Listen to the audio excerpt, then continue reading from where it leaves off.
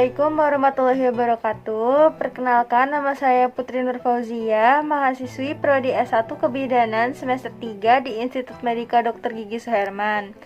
Kali ini saya akan menjelaskan tentang langkah-langkah pemberian huknah gliserin kepada pasien. Yang pertama, kita menyiapkan alat bengkok, fluid, gliserin, air, handscoon, masker, kasa, perlak, selimut, pispot. Yang kedua, mendekatkan alat keranjang pasien. Lalu yang ketiga, kita melakukan informed consent kepada pasien. Yang keempat, kita menutup sampiran untuk menjaga privasi pasien. Yang kelima, kita mencuci tangan 7 langkah. Yang keenam, kita menggunakan APD seperti scoot, masker, dan handscoon. Selanjutnya, kita memasukkan gliserin ke fluid gliserin sebanyak 10-20 cc. Selanjutnya, kita melepaskan pakaian bagian bawah pasien dengan tetap menjaga privasi pasien. Lalu, kita membantu mengatur posisi pasien sim ke kiri. Kemudian kita memasang perlak di bawah pasien dengan tetap menjaga privasi pasien. Lalu kita meletakkan bengkok di dekat pasien.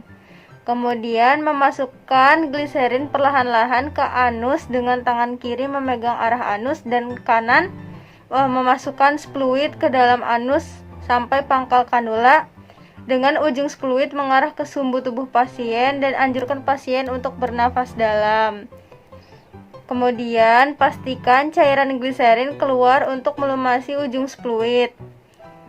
Setelah selesai, cabut dan masukkan fluid ke dalam bengkok. Kemudian anjurkan pasien untuk menahan sebentar rasa ingin dedikasi dan pasang pispot bila pasien tidak mampu ke toilet.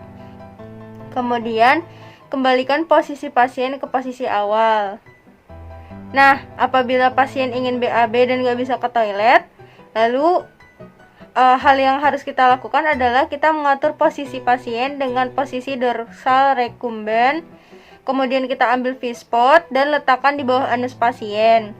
Selanjutnya, setelah pasien buang air besar, bersihkan daerah perineum hingga anus menggunakan air dan kasa. Lalu keringkan daerah anus menggunakan kasa bersih. Kemudian pakai kembali kain dalam pasien dan tetap menjaga privasi pasien. Terus setelah selesai kita sampaikan lagi ke pasien kalau tindakan udah selesai, lakukan informed consent. Setelah itu cuci tangan 7 langkah kembali.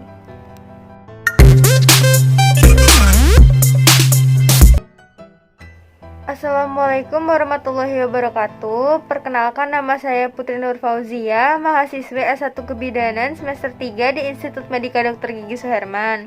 Kali ini saya akan menjelaskan tentang cara pemasangan kateter dan pulpa hygiene.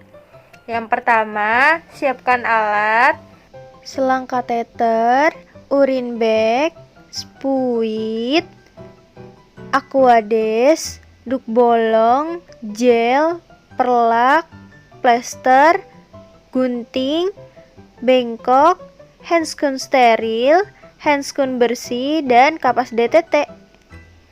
Yang kedua, dekatkan alat keranjang pasien, kemudian lakukan informed consent, lalu cuci tangan 7 langkah, kemudian menjaga privasi pasien seperti menutup sampiran, lalu gantung urine bag di sisi tempat tidur pasien, kemudian membantu pasien untuk membuka pakaian, lalu atur posisi pasien dengan posisi dorsal recumbent. Kemudian pasang perlak di bawah pasien. Lalu dekatkan bengkok di kedua paha pasien. Kemudian pasang handscoon bersih untuk melakukan pulpa hygiene. Sebelum melakukan pulpa hygiene, kita komunikasikan dulu kepada pasien. Lalu kita bersihkan area vagina. Bersihkan area vaginanya dari luar ke dalam, dari labia mayora ke labia minora dengan kapas DTT 1 kali usap. Setelah bersih, kemudian kita lanjut ke pemasangan kateter. Yang pertama, kita copot handscoon bersih, lalu letakkan bengkok yang baru. Kemudian gunakan handskun steril untuk melakukan kateterisasi. Kemudian lakukan informed consent kepada pasien. Lalu memasang duk bolong di area pemasangan kateter.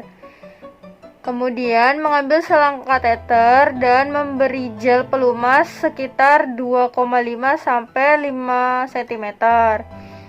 Setelah diberi gel, lalu kita masukkan ke lubang uretra pasien hingga urin keluar.